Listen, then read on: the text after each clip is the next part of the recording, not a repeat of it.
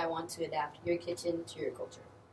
I was born in the beautiful Latin Caribbean island of Puerto Rico, and after 22 years, I decided to move to San Francisco to further my studies and ultimately get a job as a designer in a cookware company.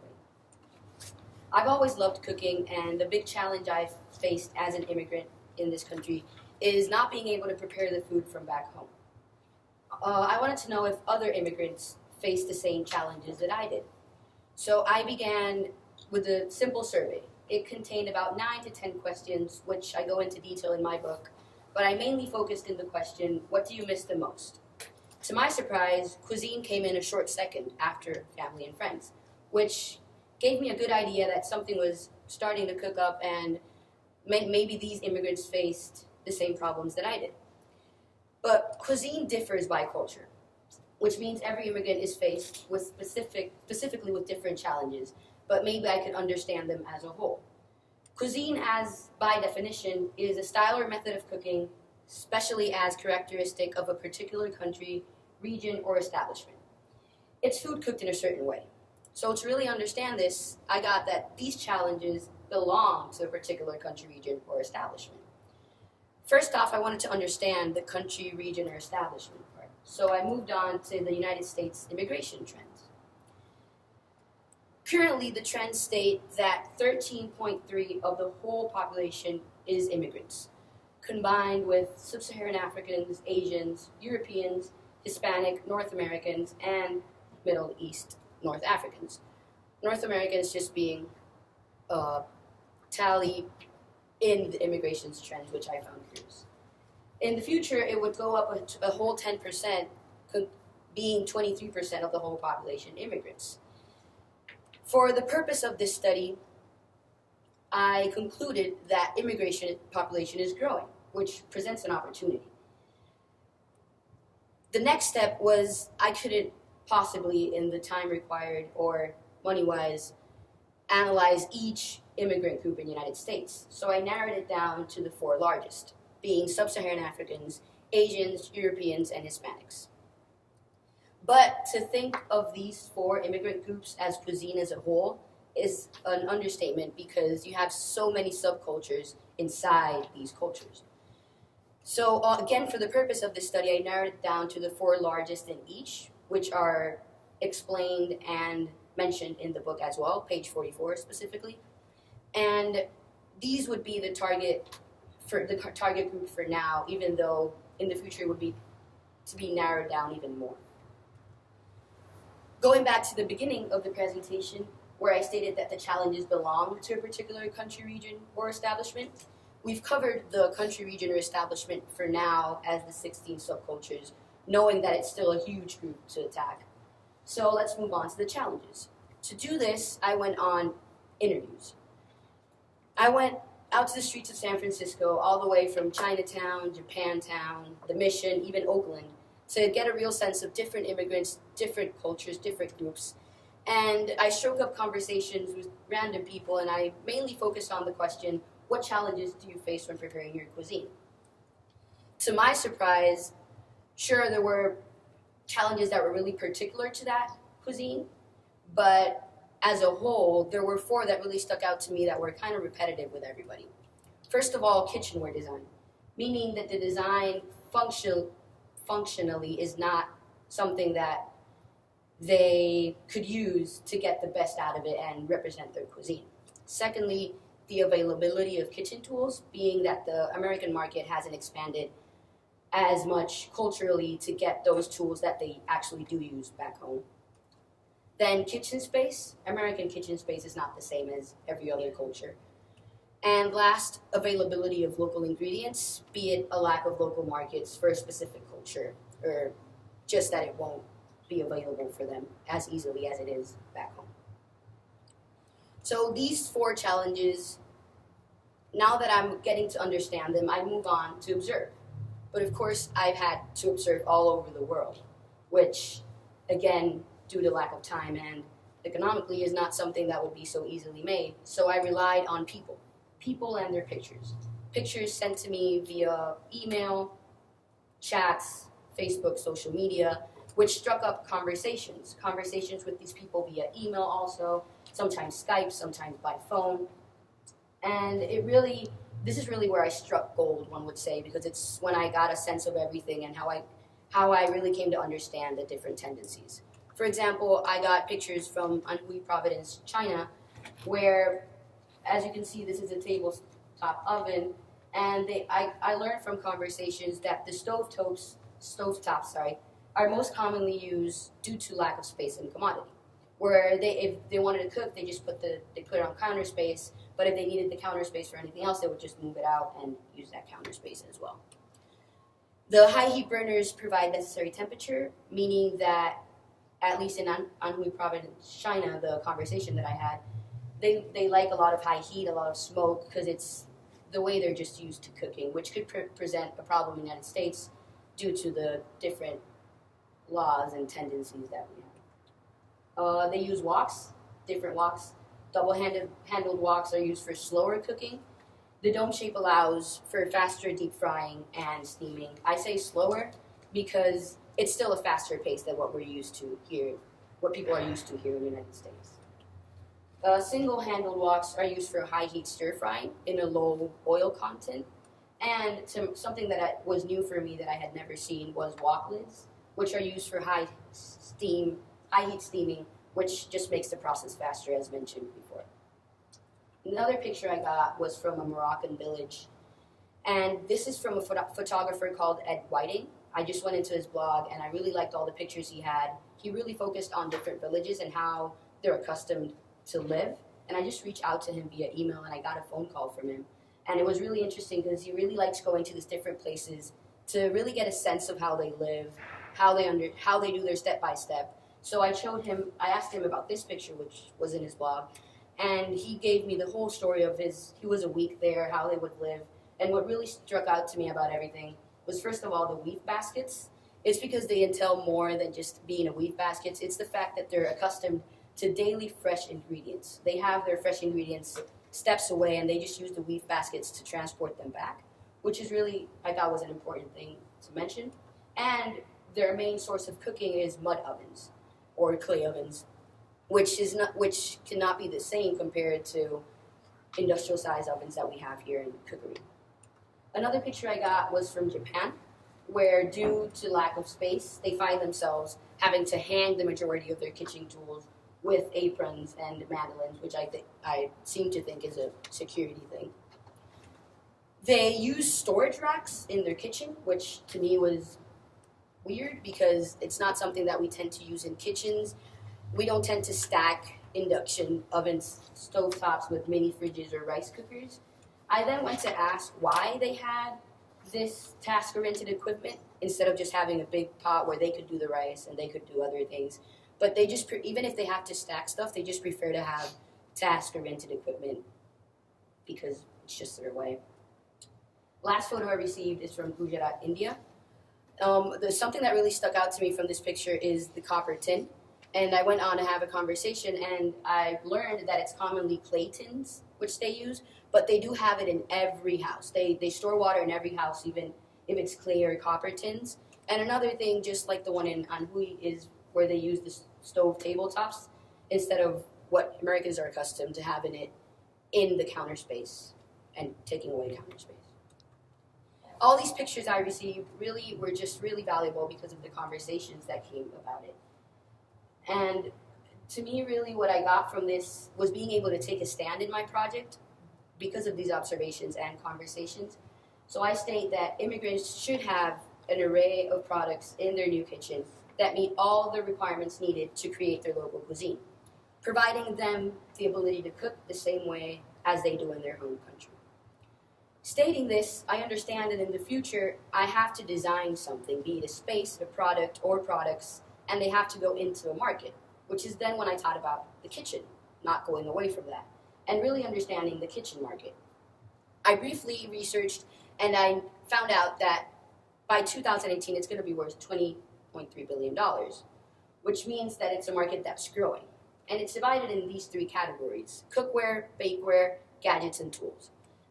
These three categories, to me, present an opportunity to organize myself and really understand where it is I need to go, and what will favor me more for my project. An opportunity to explore and research each of these categories to see which one an immigrant would benefit the most from. An opportunity to focus on a product for each category, providing versatility and options for the immigrant, and an opportunity to adapt the functionality of existing cuisine-driven products in each category, specifically for the immigrant cook.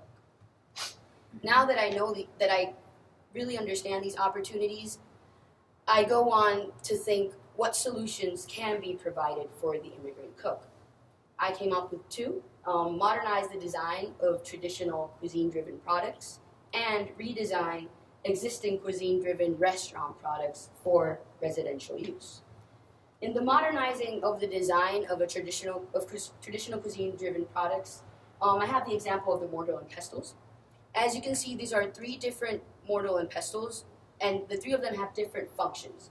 But as a design, they're basically the same. So why not design towards functionality and modernize it in a way that is better and at the end more attractive? Why would I need to do this? Well, for me, the modernization and implementation of design would attract to younger and coming generations, presenting an opportunity in the market, as earlier mentioned. When it comes to the redesigning of existing cuisine-driven restaurant products for residential use, I get the example of the pizza cutter. This is a restaurant pizza cutter, and this would be a residential pizza cutter. Not to say that they're not interchanged, that you don't see these in restaurants or these in residencies. But as you can see in the residential pizza cutter, it's more ergonomic, more user-friendly. It has one handle. It's, to me, less scary than the restaurant pizza cutter, which I think is something they went for in the design. Another example would be a restaurant industrial mixer, which is huge, has a lot of potency, wouldn't be safe at all to have in your kitchen in your home, especially if you have children. And they adapted it to a residential mixer, which is smaller, less potent, does the job, and it's more attractive to residents than it is this huge industrial mixer. So why the redesigning of existing cuisine-driven restaurant products for residential use? Well, the immigrant home cook should be provided with designated cuisine-driven tools influenced by successful designs which ultimately represent their culture. So for all this to happen and to be worthy of a thesis project, what must happen next? I narrowed it down to 3 points. To narrow down the target group to one specific cuisine or culture and do more interviews, observe more, do more field work.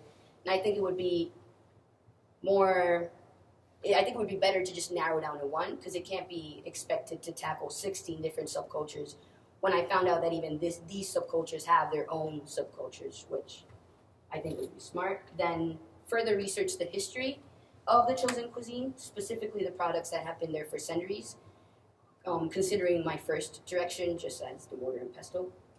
And keep researching the kitchen market, specific companies, market trends, design trends. Even though I briefly do touch competitors internationally versus American market in the book, it's something I need to go more in detail with. So for this to happen next, I must have a strategy and plan. So for a winter intersession, I plan to go back to Puerto Rico. And in Puerto Rico, I want to absorb as much as the culture as I can and go to different food-driven events, get a sense of, interview chefs, get a sense of the culture, really know important people that can let me know more about the culture, and the way I learned there, I could then use to learn about other cultures or the culture that I choose in the end. In spring 2017, I plan to take research class where I'm going to be back in San Francisco, and I found a few events leading to that are focused on food and different cultures, but these of course might change, because since I do want to narrow down to that one culture, I would need to then find the different communities, different culture-driven events that actually help me with this. And in summer break 2017, I really want to get an internship in a cookware company called Circulon in New York City. And as well with these events, just like in San Francisco, I would need to change this once I focused on a specific culture, which I don't think would be a problem either in San Francisco or New York City, since they are a melting pot of cultures. It would be good. It would be not easy, but with a little research, it could be done to find a community that represents them, and these culture-driven events would be possible to find. So it all comes down to culture. Your culture is represented through your cuisine. You prepare your cuisine in your kitchen. So why not tie everything together and adapt your kitchen to your culture? Thank you very much.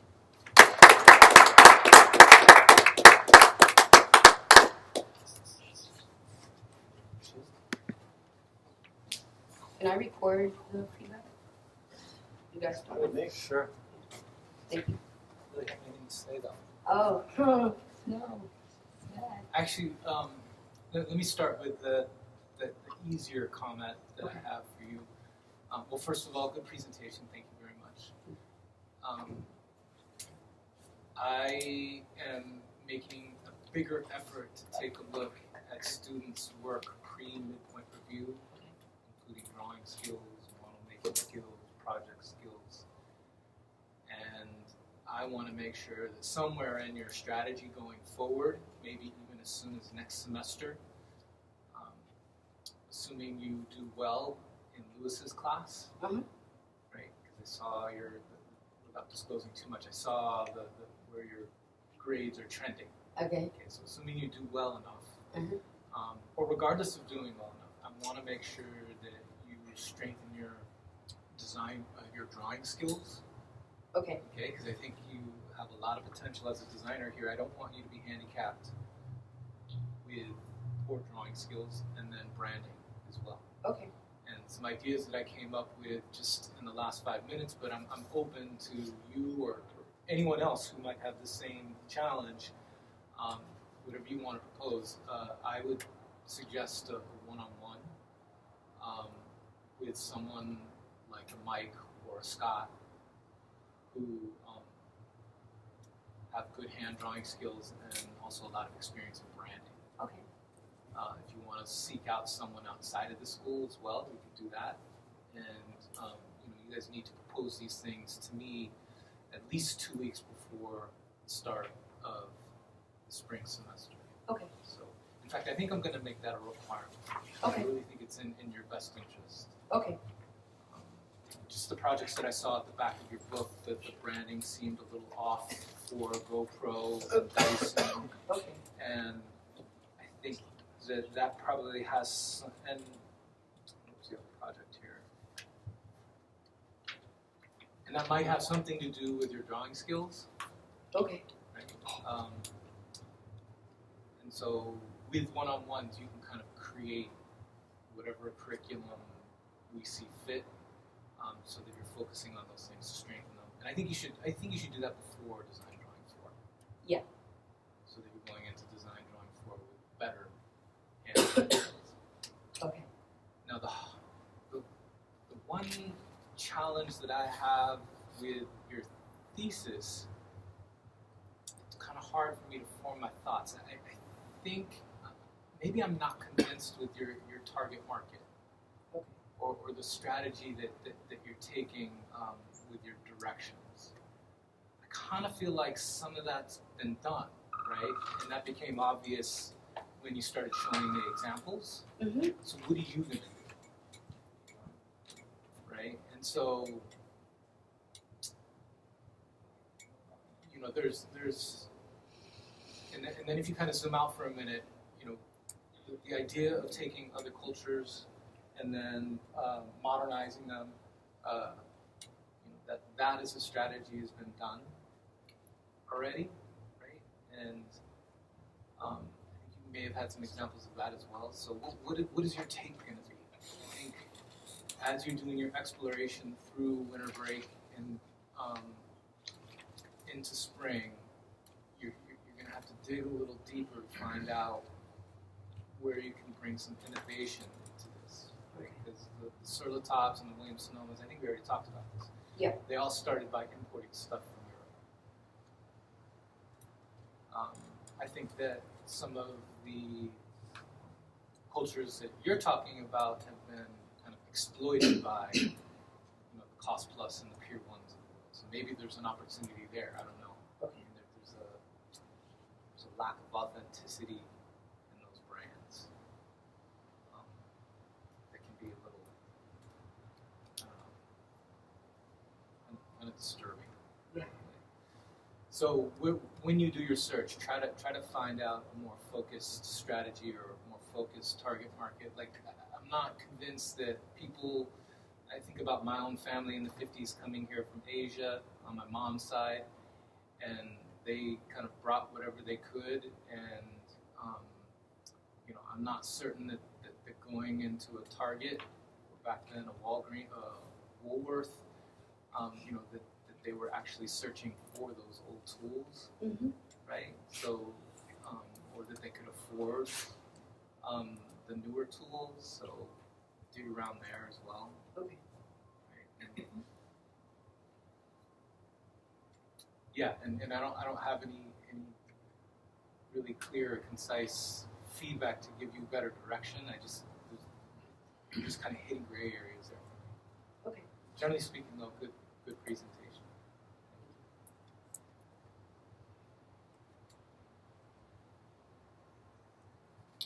Sarah, fantastic presentation. I don't know why I'm surprised. I've seen you all semester with this, but it was really just Thank you. flowed, logical.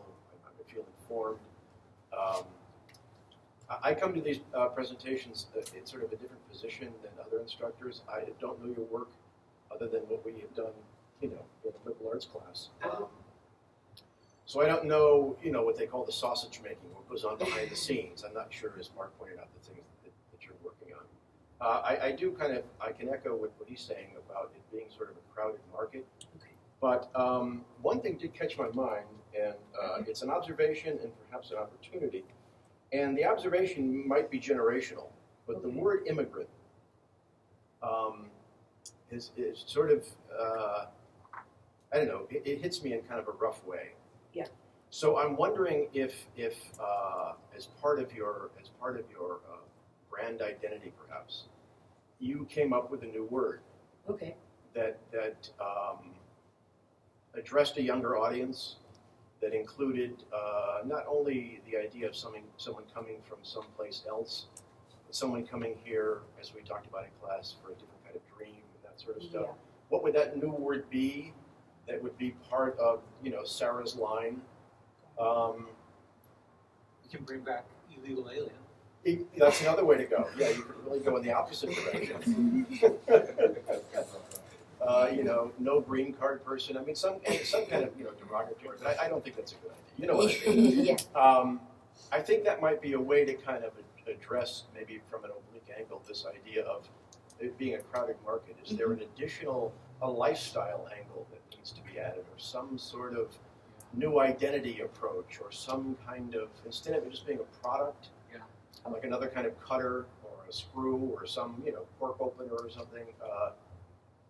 Is there more of a cultural angle that you might pursue that would tie into your new word for the immigrant? But I thought it was terrific, so thank you. Good job. Thanks.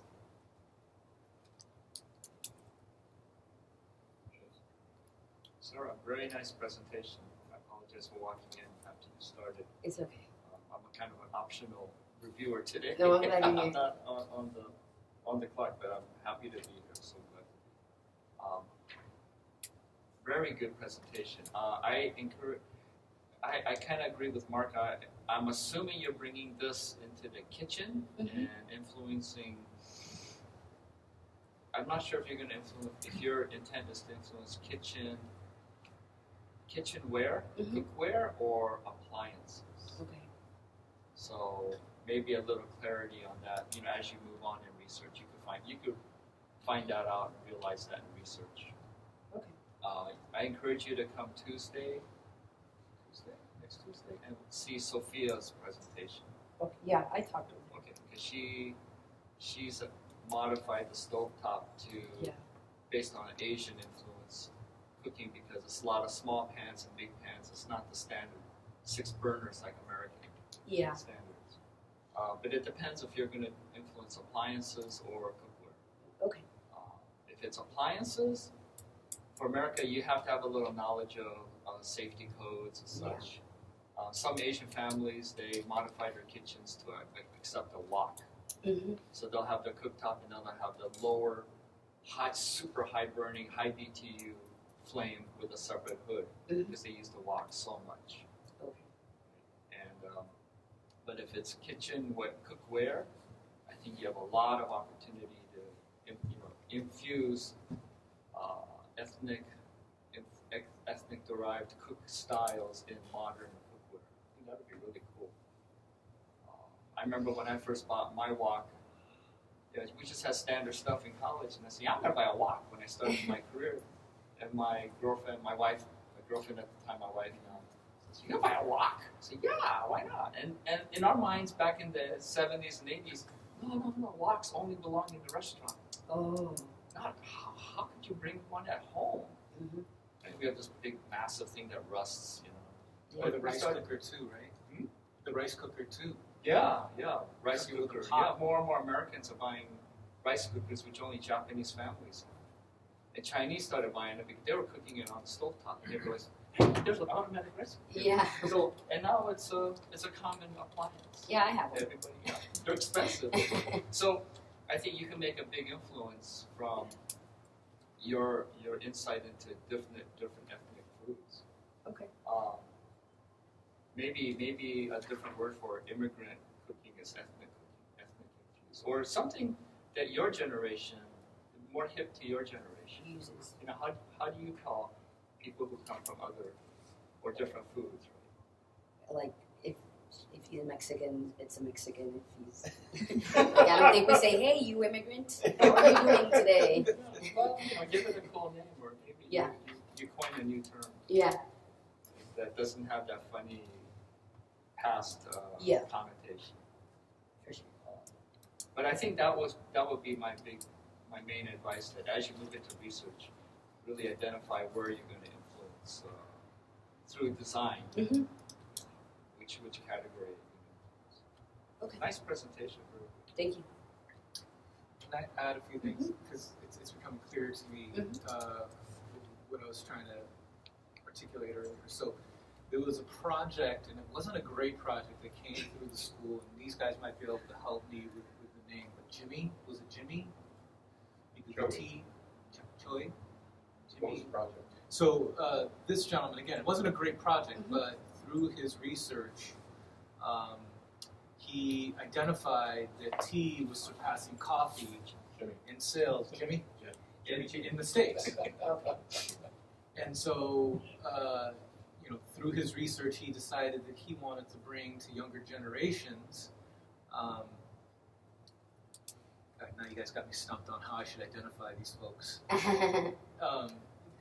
How you can kind of merge these old traditions and these new traditions in the States, and also introduce it to younger Americans. And so I don't know if it was a good enough project for me to actually share it with you, but if you want to take a look at it, email me. What was his last name? Cheng. Cheng? Jimmy? Okay, so I'll dig around. I don't recall. I remember him. Yes. And there was actually some really interesting things about his project, because he really tried to apply new ceremony to tea making here, and he kind of brought in the people are now creating their own soda water, and doing some of these things that are, to Shiz's point, specific to originally specific to production or commercial kitchens. They're all. So we see that in coffee, we're seeing that in water. So he wanted to bring that kind of new ceremony to the United States. And so there was this kind of visual kind of presentation to his tea making dispenser thing. But if I can dig up that guy's last name. Okay. Did you? Okay. Yeah. He struggled, but he ended up with something pretty decent. I heard a goal that he was so committed to his talks. He wanted to take this thesis work that he did and convert it into a business.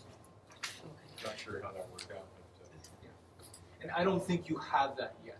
I don't think you have the strategy yet. You're kind of exploring and kicking tires here, but by the end of research, you definitely want to have that strategy. And one other thing, as one of the stronger students, definitely talk with Ted about who you might want to work with in your group-directed studies. Yes. If you want to venture out one-on-one, Okay. assuming you can work more independently, Okay. and there's someone out there that would really complement your project well. Okay. We can waive your group-directed studies, Okay. and then have you work with someone one-on-one or even three-on-one. Okay. All right. Thank you. One last thing, can you go to your plan for the winter intersection?